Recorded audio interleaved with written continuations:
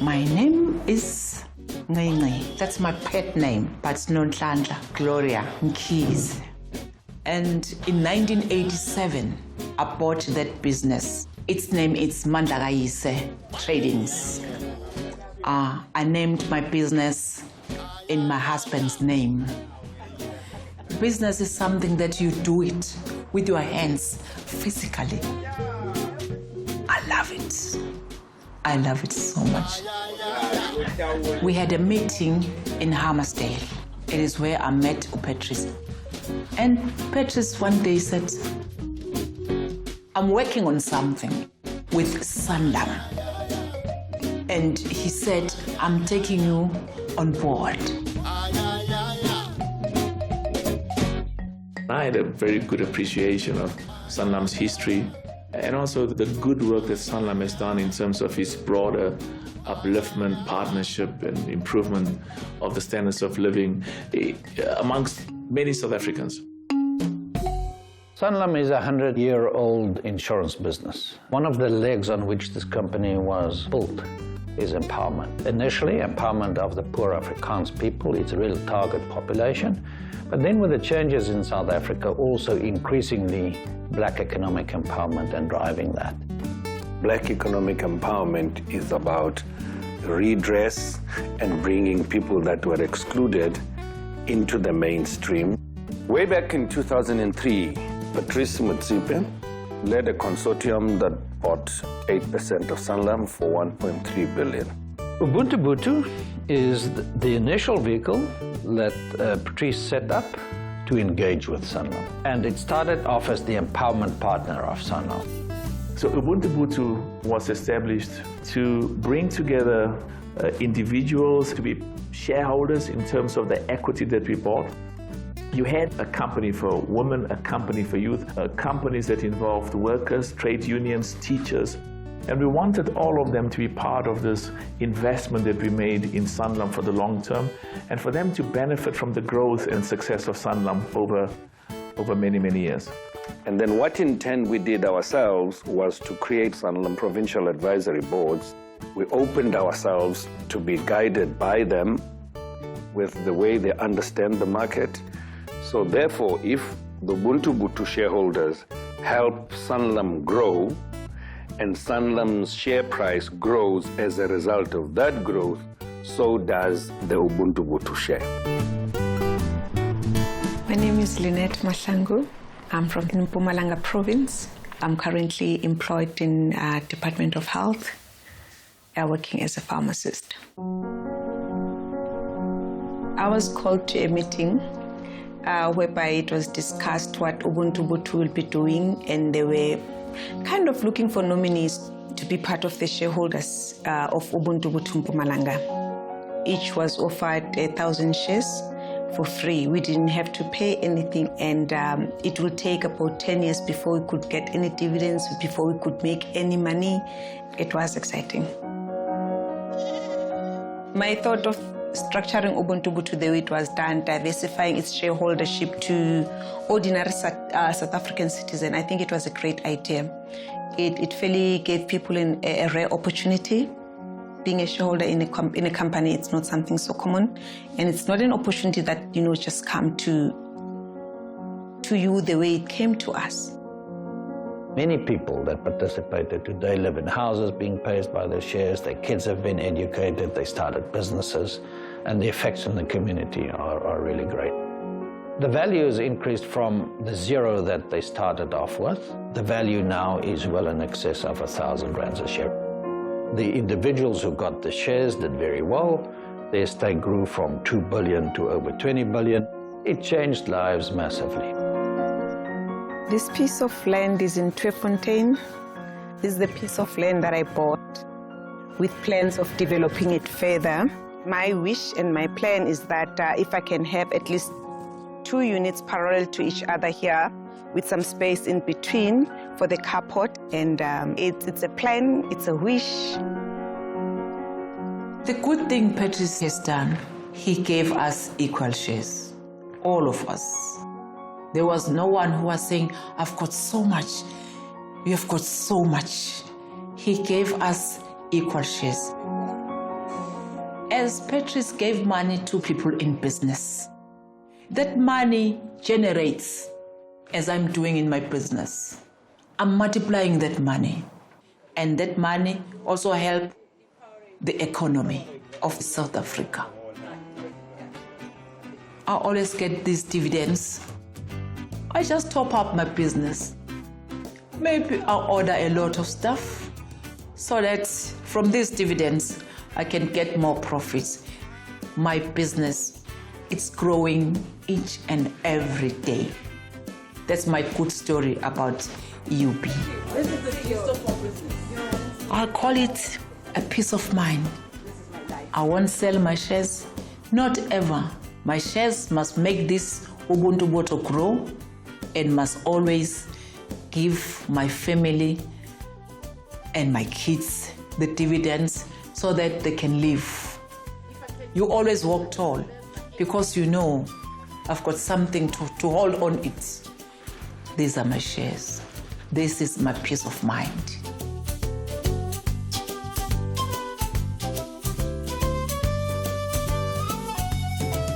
With a growing middle class comes an improvement in people's standards of living, better education, a commitment and a stake in the future of the country, but also a growing market. And it was relevant for Sanlam to sell the solutions that we produce as Sanlam to this growing market. I saw this townhouse which was on sale. I needed finance. I decided to sell about half of my shares. It feels great owning your first house and not owing it. I was like, okay, fine. I'm going to rent it out. Upon renting it out, a few years later, I decided to buy another property. So now it helps me in a way that the money from the other rental, it's able to subsidize the payment of the second house. From being an Ubuntu Bottle shareholder, it has helped me. I was able to use dividend money, productively. So it gives you freedom. It gives you power, basically. In 2014, after the 10-year period with Ubuntu Bottle, it's been massively profitable. There was this pool of 16, 18 billion rands available. And this is where the idea of African Rainbow Capital started. It's using the capital that Ubuntu Bottle accumulated to start investing on itself. There's been growth in terms of assets. There's been new investment coming through African Rainbow Capital. I understand the business better now, so I will not be selling my shares anytime soon. Helping the schools, helping the little kids. I just look at life differently because I've got grandkids. I know what it means to have a little someone around you. You always wish her or him to be happy. That's why I donate, not much, because I'm not a multi-millionaire somebody, but I just donate with whatever I have. Sanlam also has to do well by doing good. And you won't do well if you don't do good, if you don't give back and don't make a contribution. And of course, the success that we've had in the business has enabled us to do that. The number one issue that we face is unemployment. And there are many, many reasons for that. One of the fundamental underlying reasons is that our education system, quite simply, has failed us. And we identified 75 schools in impoverished areas.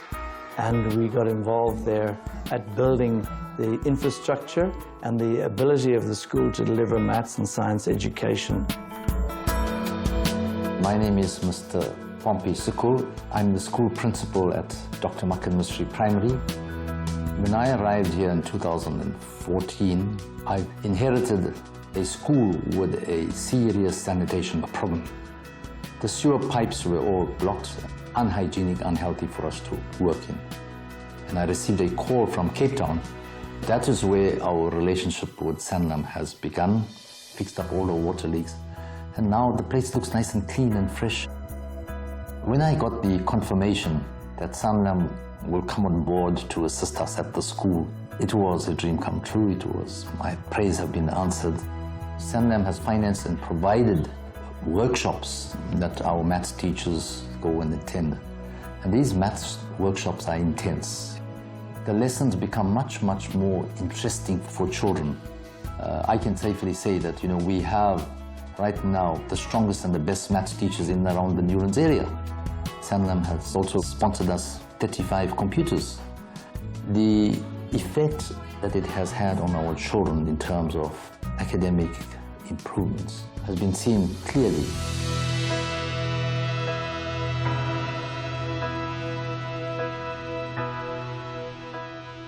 I can't think of any other place where, there are so many opportunities. And we will set to capitalize on these opportunities. Ubuntu, Sanlam, and the African Rainbow Capital, individually and together. And, where everybody is better off. These are the kinds of partnerships made in heaven. Of course, we've got to run world-class companies, and of course, we've got to be very competitive, and we've got to be profitable. But side by side with that, it's also important to have a sense of humanity, a sense of compassion, a sense of caring, and a commitment to help others. We've been on a road for empowerment over the last 20-odd years, and it's been a great story. And now, of course, Sanlam finds itself in a totally different scenario, much more transformed, much more reflective of South Africa, and in 34 countries on the African continent. And as the African countries within the African continent develop, we will be part of that. For companies to be successful, they have to learn and apply the concept of doing well by doing good. And that's a responsibility that all of us have got.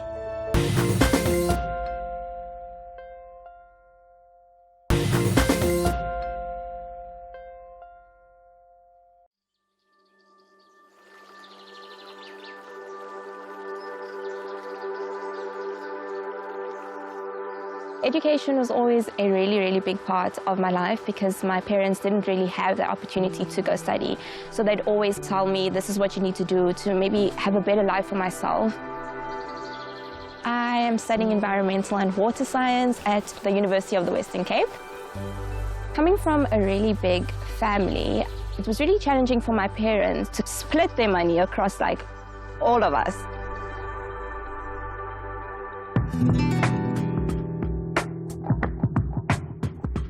The cost of tertiary education in South Africa is too high. Students are sitting on too much debt, and someone's access to education should not be dependent on their wealth. One of the things we've seen in the last couple of years, of course, is government's free plan to help more students get access to education. A big problem is that we're still sitting with a lot of students that falls in the category called the missing middle. Too rich for government support, but too poor to actually afford the cost of education. Fees Must Fall started in 2015. Everyone started to pay attention and realize the real crisis, that it is a huge challenge for most students to be able to attend university. So that's when Standard Bank started to think, what can we do to make a difference and an impact in this space in tertiary education in South Africa? And that's where the whole crowdfunding platform idea was born. So Phoenix was launched on the 5th of June 2017 as a response to the Fees Must Fall movement. We've created a technological solution to scale and to be able to serve many students across South Africa. And we're using this principle of network and collaboration to bring the funder together with the student. When you go online, you have a photo of yourself and then your story, which is in your own words. And that's really a way for the funder to connect with who you are. Crowdfunding only works if we share it with networks. We want to give students a tool to empower themselves, to formalize their hustle. We clearly see a correlation. The moment a student starts sharing and telling their stories, they reach funders, and funders buy into that student and start funding students. It was through social media, through Twitter, actually, that I came across Phoenix. And I just thought, wow, what's crowdfunding? And I kind of went onto the website and I was like, you know what, let me just give it a try. I think it took about 4 or 5 months to be fully funded, which is crazy. And it just enabled me to finish my honours year, so it was amazing. Phoenix came in the right time because I've been trying by all means applying for fundings, and then you know that one day your application will be successful. So I was excited, super excited. Education is always the key, of which is the building blocks of what you want to do in life. When I started having a mentor, it played a huge role in my life. So I also want to give back and then mentoring other people that they can help others so that we can help each other building this country. The reason why Phoenix is so great is simply because by creating one platform, you find out you're not only solving a funding problem, you're also solving other problems that you're not aware of. So that's what normally technology does. Over the last 18 months, Phoenix has been able to raise just over 19 million rand, and that money has helped over 800 students. And we've done that through about 1,000 funders, individual funders and business funders, coming along the journey and stretching money towards students. Education is very central to our transformation agenda. As a bank, we appreciate quite deeply that we have got a broader purpose. So we see our own growth, our own development, our own success as a financial services business to be integrally linked to the success of the continent as a whole. We have to contribute to driving inclusive growth that ensures that the largest number of South Africans can get economic opportunities. University education is key, we believe, to the future of this country. We need the professionals, the engineers, the doctors, the lawyers, the accountants, the businessmen to help grow this country. It's really been amazing to be part of this journey, building Phoenix, and can't wait to see what the future looks like. So for 2019, we hope to raise enough funding to help another 1,000 students. Apart from funding, we also really want to give students more support, career guidance, access to mentors, and that a student gets social support, because it's not just about the funding, we know that. So it's really about streamlining those processes and ensuring that our impact just grows and grows as we go forward. With Standard Bank as one of our partners, together we can bring that solution.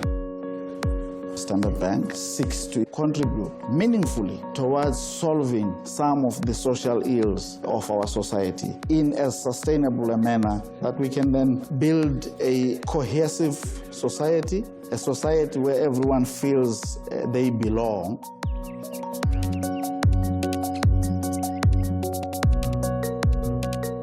In my family, I'm the first person to own a home.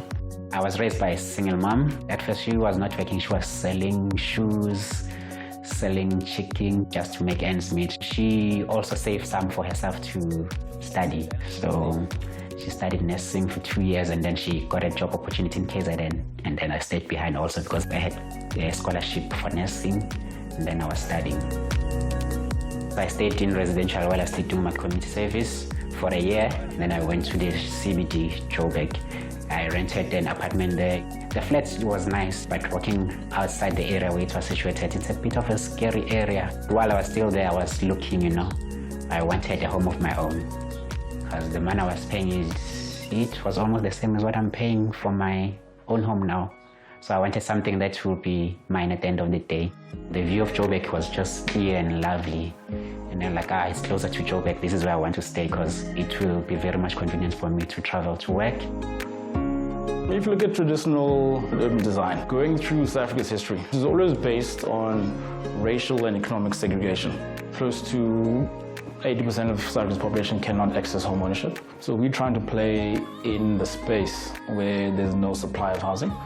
So what our model tries to do is find ways to integrate people spatially, socially, and economically. Finding a way to bring people closer to environments of work, healthcare, play, schools, churches. At CalGrow, we really would like to build a legacy and really change people's lives. We create open areas and parks. We also focus on early childhood development. A creche is being built within the area that was donated by Standard Bank and CalGrow. We have refurbished the Moffat Park swimming pool at the bottom of the development. On the skills development side, we have trained on financial aspects, business management, personal growth.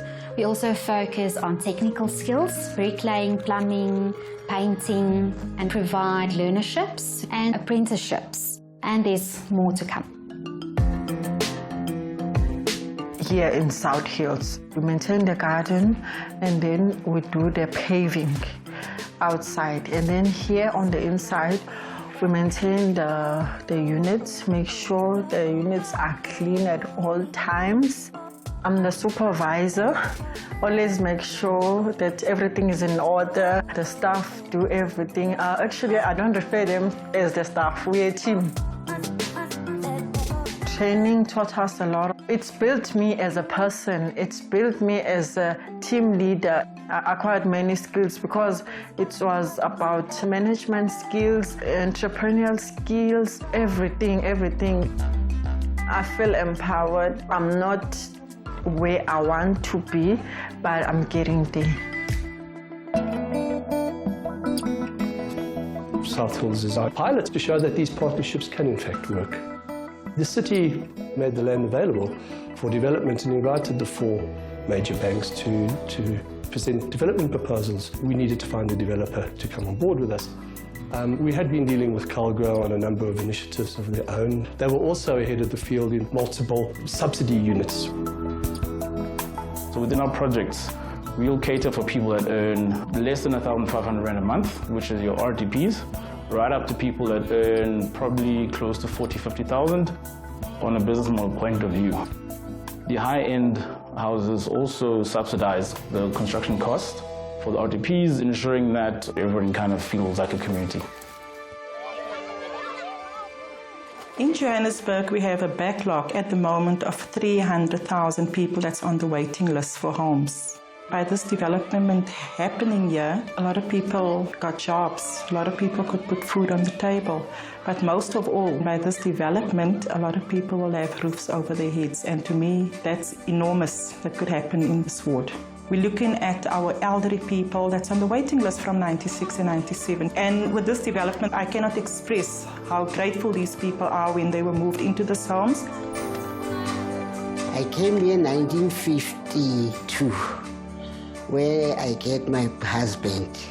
And we get married and we had 4 children.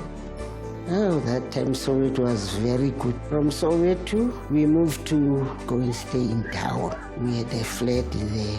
For 22 years, I was waiting for my house. It's a long time. After I get the house, the mayor gave me the keys. He opened the house. He said, here's your house. I said, at last, I've got the house. Never mind, I've got no feet, but it's God's will. It's not our will. I was so excited. I sleep like a baby at night because I've got my own place. To be there when now the first units break ground, to be there when the first units are handed over. People come from informal settlements with meager belongings, a mattress, a suitcase with clothes, and a paraffin lamp. And you see them moving into a first world unit. It's just, I mean, it's an enduring memory that I don't think any of us will ever forget. At the end of the day, it's that. It's people having a house to call home, somewhere where they can transform their families, their own lives, and move forward. And it offers them that wonderful opportunity to have an asset now that they can grow their family wealth with in the future as well. We have only constructed 1,300 units of the 5,700 units, so we have a long way to go. So that's exciting. We're happy with the progress that's been made to date, and yeah, we're looking forward to the future.